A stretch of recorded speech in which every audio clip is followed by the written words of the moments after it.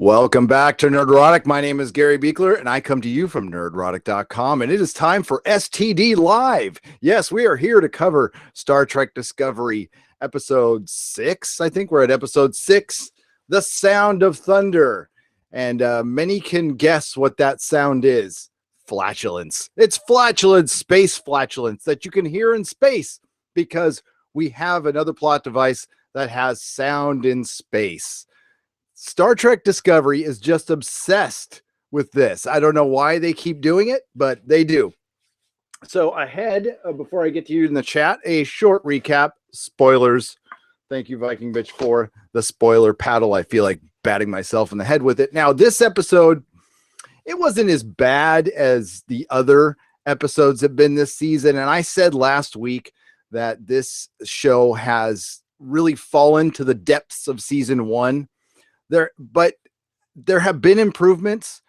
Certainly Anson Mount, when he's given any time, which isn't much, I kind of like him, except again, he's kind of second captain to Michael Burnham. There was 2 instances into this week's episode where she basically told him what to do. And I like Doug Jones. And this is a Doug Jones centric episode. The only problem with Doug Jones's character Saru is his origin is ridiculous. It's just ridiculous. So I will forge ahead. Again, this is going to be a quick recap because I'm going to do a full breakdown video probably tomorrow. I was supposed to do a Doctor Who video today. I'm almost done. It'll come out either late tonight or tomorrow morning. So this episode, we are back to the Red Angel. And the Red Angel guides them to Saru's home planet. Now, real quick, the Kelpian race was not always going to be used for Doug Jones's character. He was going to be a character with many eyes, and it is my belief that was Brian Fuller's design. But when Alex Kurtzman came on, he decided to use something they have used in the comics previously. I think I'm not 100% sure, but I'm pretty sure the Kelpians have shown up in the comic books prior to them showing up in Star Trek Discovery. So they decided to switch it out. They in the special features for the Blu-ray season 1, they had mentioned it was too many. They would have to use too many special effects, and that's why they changed the design. If it is indeed true that the Kelpians were in the comics first, I believe it was a way to solidify and satisfy licenses. More on that later. Okay, so they follow the Red Angel to Saru's homeworld, which they cannot contact because of the Prime Directive. It appears that the Baul are up to something. So, and of course, Saru has figured out, due to his sped up evolution from the sphere from last week, he lost his deathticles, as we like to call them, and he now doesn't feel fear, and he realizes the balance of his homeworld was a lie. So they decide to break the Prime Directive, of course, on the suggestion of Michael Burnham. Saru was getting a little insubordinate. It's kind of like he's going through puberty, and he was popping off to Captain Pike. And of course, who breaks up the fight and tells Pike to back down as well as Saru? Michael Burnham. She is so friggin' insubordinate. It's unbelievable. But it's not just her popping off to Pike. Vok Tyler pops off to Pike as well. And Pike just sits there and takes it. You know, so I hate to use this term, but Captain Pike is pretty applicable.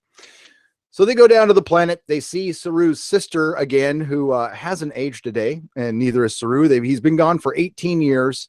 They go down there looking for the Red Angel. The Red Angel, of course, appeared, then disappeared. So they figure they'll go down to his village and maybe somebody saw it. Turns out she did see it, but she figures out that Saru came back for the Red Angel and not her. Tells them to piss off. Michael Burnham and Saru going down. By the way, Pike, rightly so, didn't want Saru to go down there, even though there's never been any first contact, and he's probably the only one, but he's too he's too emotional about the whole thing. So of course, they were going to send Michael Burnham. Do they not send red shirts anymore? There's like no security. They never send down security. I guess they don't need to because they have a superhero, Michael Burnham. So they go down there, and then the sister gets upset. She tells them to piss off, but that notifies the Baul that they are there. And the sister's pissed off that Saru left because she thought he was a coward, and their whole species is based on fear. So I figured being a coward would be, probably good, probably accurate to his character. So I don't understand that logic, but why should I? It's Star Trek Discovery. So we have a quick B story here that they don't really follow up on. Hugh is back, and they have him being scanned, and it turns out he's quite different. He's missing a scar. He's remembering things exactly. So we might have a super Hugh here, but he's definitely feeling different. And because he is different. So we find out Saru wants to basically, he's trying to avoid, he's feeling like he wants to tell his race that this whole balance thing is a lie. But of course, he's trying to hold fast to the prime directive, but he's feeling this new like puberty thing. And then, of course, the Baul, the Star Trek, the Discovery notifies the Baul that they're there and they're trying to contact him. The Baul just shoots back, and we don't see them at this point. They find out that there is a Kelpian on the Discovery, and that breaks what the deal they had with the Federation, with the Prime Directive. And apparently the Federation did try to contact them when Saru contacted them, not the Baul, not the ones with the technology. To remind you real quick, in the short trek, Saru was able to get a piece of the Baul ship that just fell off, because this amazing technology has pieces falling off. And I guess this happens all the time. And Saru, being basically from a Stone Age race, was able to figure out the technology and put it together and send out a hello, kind of like an ET. So yeah, that's why the origin's stupid. All right. So the Baul finds out that Saru is there, and they threaten to destroy the village if Saru doesn't give himself up. Saru decides to do that. He goes to the transporter. Michael tries to stop him, and she lets him go. He gives himself up to the Baul, and we find out that we get to see the Baul at this point. They grab Saru, and they bring him on a ship, and we find out the Baul, or we didn't really get a good look at him. And it was really low budget. At first, it looked like a pretty cool creature. It was rising from a pool, and there's some underwater race. But as time went on, you could tell that like the budget ran out this episode. So it's a giant creature who was basically standing in a pool monologuing to Saru, giving us all the information we need. And we find out through, Saru figuring out that he doesn't realize that what the whole balance thing is about. And it's basically just monologuing, saying, hey, you don't know, telling Saru he doesn't understand what's going on. And they figured out that he was the first Kelpian to evolve and lose his testicles, and they see that as a threat. Now, the Deus Ex Sphere comes in. There's a lot to, this is Kurtzman, this is Bad Robot, so there's a lot of Deus Ex whatever. So we had the dark matter earlier that could, which, has gravitational pulls that you can pick up sometimes, and sometimes you could drop it and it crushes a table. We also were able to use that for the ship. And we also have the Deus Ex Sphere from last episode, which has 100,000 years of information that just happen to have a bunch of technical information from Saru's homeworld. Now, this must have been a living planet or something. I don't know. Did it actually talk to the Kelpians or the Baul? Like, how did it get this information? I don't know, but it got it, because it doesn't really matter, because it's Star Trek. And we find out that the Baul were once the prey of the Kelpians. So they evolved, the Kelpians evolved, the Baul evolved, and then when the Kelpians stopped evolving, the Baul wiped out the Kelpians, but then kept them alive for the balance, but kept them from suppressed their evolution. So they just got warped 20 years ago, but they could suppress evolution. Okay, fine, whatever. So that is the great balance. And I guess that's why the Red Angel brought the Discovery there, is to get rid of the great balance. So while they have Saru captive, they actually capture his sister as well.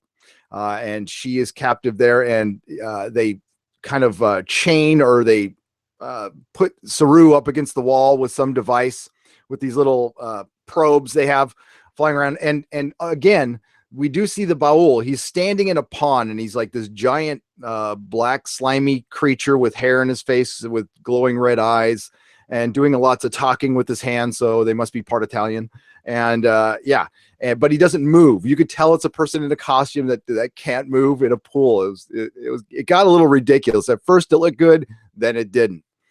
So to speed this up, they figure out that what they're going to do is show the Baul they don't need to be afraid of the Kelpians anymore, because this is all about fear. They're isolationists, by the way. So the Baul are hardcore isolationists living in fear.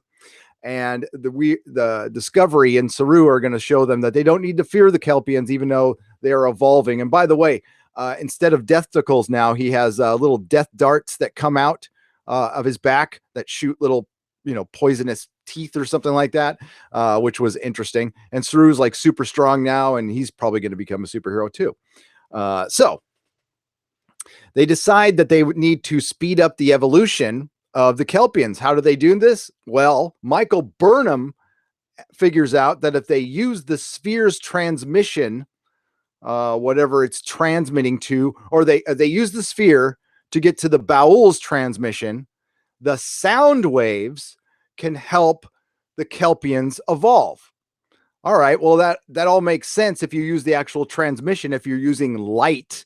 But if you're using the sound waves through space, I'm really not sure how that's going to work, but maybe sound waves. Hey, I'm not a scientist, man, but neither is anybody working on Star Trek Discovery.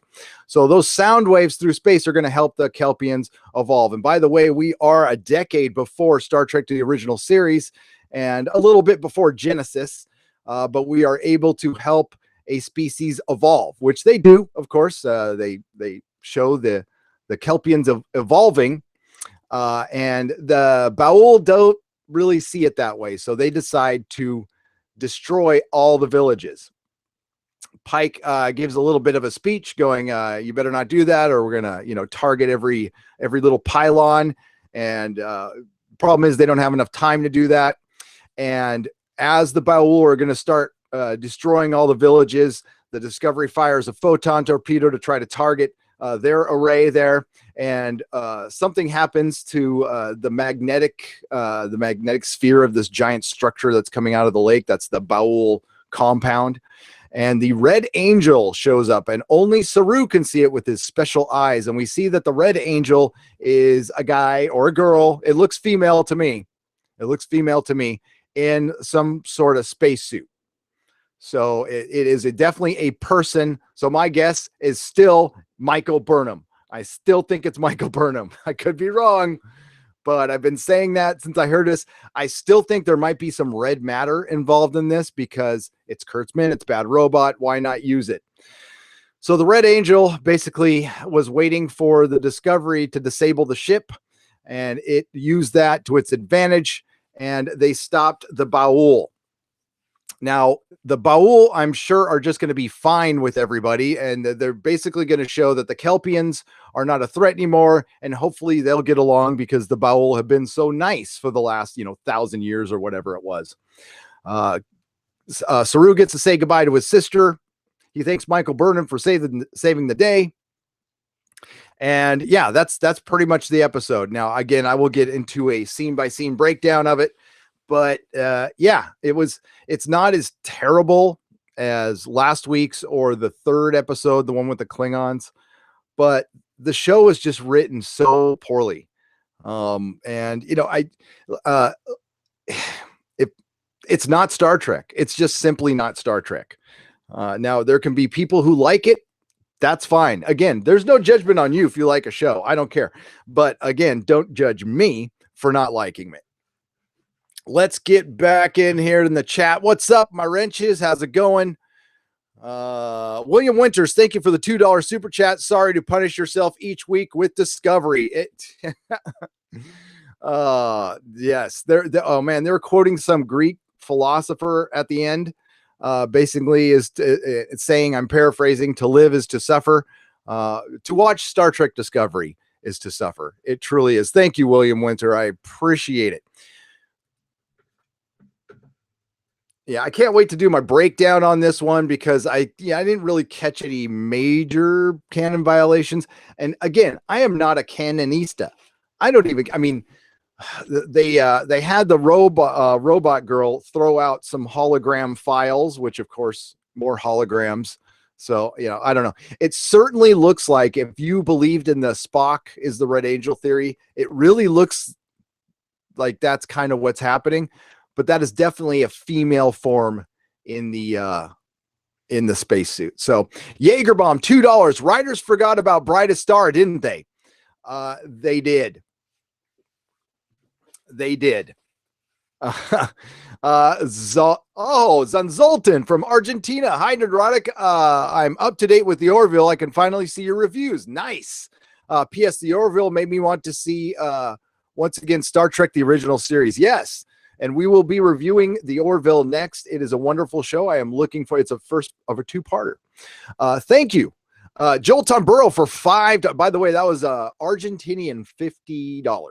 That's brilliant. Thank you. Joel Tomburo, $5. So this was typical STD bad vomiting and special bad projectile vomiting. I would say just vomiting, not projectile vomiting, because it's centered around Doug Jones. So at least, he's charming enough. But God, Mrs. Nerderotic made a comment that I can't take out of my head that she, if you take a good look at the Kelpian noses, what do they look like to you? I'm not going to say, I'm just going to let you guess because now I can't unsee it. That Mrs. Nerderotic. By the way, Mrs. Nerderotic started reading my comments that I get on the Facebook group and on YouTube and Twitter. I don't know why she started to do this today. She's a little fired up. It is kind of funny. Yeah, man. You guys think I'm bad. Hey Gary, has the Orville aired yet? Yes, it has. I'm gonna watch that next. Now I don't know how much longer I'm gonna prioritize Star Trek Discovery over the Orville. I'm not sure. That might end next week. We're fine. Oh, by the way, no Spock again. There is no Spock. It looks like we're gonna get Spock somewhat in next episode, but I don't think he's going to be there in person. I think we're going to see him in like flashbacks or visions. IMDb can't be trusted for anything, but go take a look at Ethan Peck's IMDb and see how many episodes he's in, because he's not in many. Okay. I love these videos tearing SDD apart, but I hate that the show so much. I hate the show so much that I strangely pine for the days you no longer give the disgrace any of your attention. Toronto Baghead, it's a special case with this and Doctor Who. I had somebody write a big old long message talking about maybe I should like something. Pay attention to the channel. If you pay attention to the channel, we have covered almost 30 shows, and I've only not liked like 4 of them. So there you go. I just really don't like this one. Fortunately, some shows are coming that are good. Good Omens, May 31st. Hopefully I'll have time to do an Umbrella Academy review because I loved it. I freaking loved it. Like the Orville, The Expanse is coming, Legion. There's all kinds of good shows. Castlevania, Venture Brothers, all kinds of good stuff. Let's get to the chat. Super chats are not necessary, but if you want to get my attention, because I can talk, hit at Nerdrotic. Right. Hail Spartan Jeremy, what's up? How's it going? Melmek Jorgensen, I know this is your Star Trek live stream, but that episode of the Orville sent me back to June 1990 again. It gave me the same chills as the cliffhanger of Best of Both Worlds Part 1. Oh, you're making me excited. All right. That's great. That is brilliant. Thank you, Jack Random, $2. Red Angel equals MCU Captain Marvel saving everyone. It is. It is. This show is so bad. The writers are so bad. They're taking every trope and trend they possibly can and mixing it in. They are straight up trying to make a superhero story. That's what hey, that's that Thanos thing. The kids love the big bad villain, except we're going to flip the script and make it somebody saving everybody. Like, I don't know, Doctor Who. Yeah, right. Thank you, Jack Random. TK, $20. This is for any medication or therapy you may need from having to think about this much STD. You truly are taking a weekly bullet for your subscribers. Happy to do it. It is painful, but that's why I watched the Orville second, so I'm in a good mood afterwards. Plus, I was kind of struggling through it. Just the dumbest Doctor Who article came out, so I had to do a video on it. I can't wait for you guys to see it, but I cannot express my gratitude to Neurotic for watching Direct Discovery, so I don't have to. Mr. Twisted. Thank you guys. Listen, I have to admit, I'm actually having a good time. It's very therapeutic. You guys are helping me too. And I love hanging out with you guys, so it's all good. This is not Optimus Universe, right, Matt Decker? Somebody pointed out, somebody sent me a message. Sorry how I'm forgetting who it was. Pointed out that in Fringe, didn't they call the other universe the Prime Universe as well? That's a bad robot joint. HKP30. Hello, I love your channel. Hey, we love you too. Thank you. I appreciate that. Space does not travel in sound, and sound does not travel in space. The Kelpians are Pokemon. Got to catch them all. Nihilist Shadow. Star 1701 Gazer. Orville had me on the edge of my seat. Oh, you guys are getting me so excited for the Orville. I can't wait to talk about it. Thank you for the $5 super chat. Look at this. This goes to my theory. Okay. Everybody in here in the chat, press F if you actually saw Star Trek Discovery, and I'll even put a caveat on that. Press F if you intend to see Star Trek Discovery and have CBS All Access. I want to know how many people are actually subscribing and watching this show. Now, I know fans of the show are probably not going to run to my channel, but I want to know how many of you actually see the show. It's not a judgment. It's just I need to see. It is my belief that the show is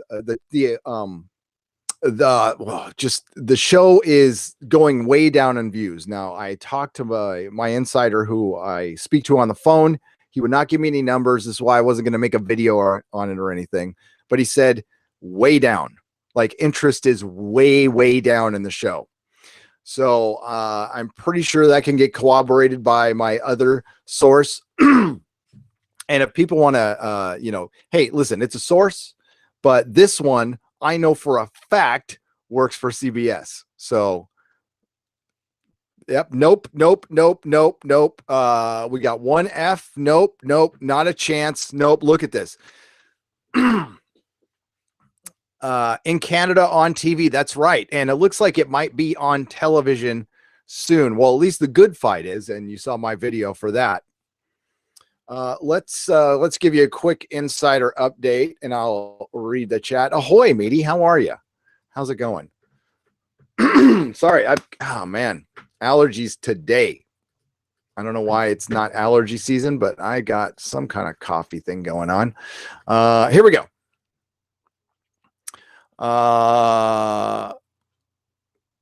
So have we noticed that there has been no counter articles for the Midnight's Edge video? Their plan is currently to ghost it, not counteract it, not do anything about it, because they really can't. It's actually a wise strategy by CBS to just pretend it doesn't exist, because they're really kind of painted into a corner they painted themselves into. But it looks like this show is indeed in trouble. And it's in deep trouble. People aren't watching it. People aren't talking about it. There are ways to judge interest in a show. Right? I'll go to Twitter right now. It just aired. Everybody should be talking about it now. I've seen it trend before. Here we go. Nope, not trending at all. I'm looking at the trends, LA Snow, Pasadena, Culture, spelled with a K, Space Jam 2, Daddy Yankee, Malibu, Crosby, and of course, here in the Bay Area, the San Jose Sharks are trending. Yes, so no Star Trek Discovery trending whatsoever on Twitter. That says it all.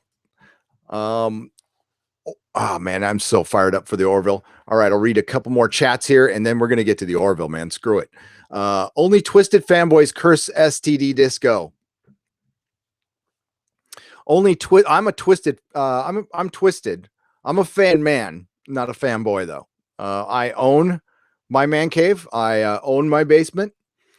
Yes, yeah, that's right. So fan man here. The Orville is trending on my account. Good. You know what? Here, I'll change it real quick because it is a tailored trend. Let's get it to not tailored. Let's see if it is trending. Nope, it's not trending. Now, here's what's trending. Gotham, Winona Earp. Okay, that says everything you need to know right now. Oh my God, it's trending over the Orville. Ugh, God, that hurts. Epstein, LA Snow, fight for Winona. Oh, did Winona Earp get canceled? Acosta, Twilight Zone. Yeah,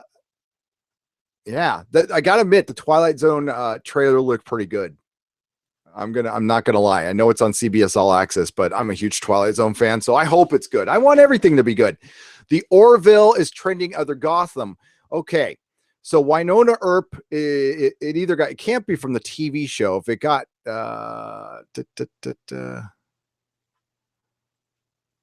it got canceled. Okay, that's the only reason it's trending. Okay, Star Trek Discovery is nowhere on the trending. And before I'll go, I'll freaking show you guys.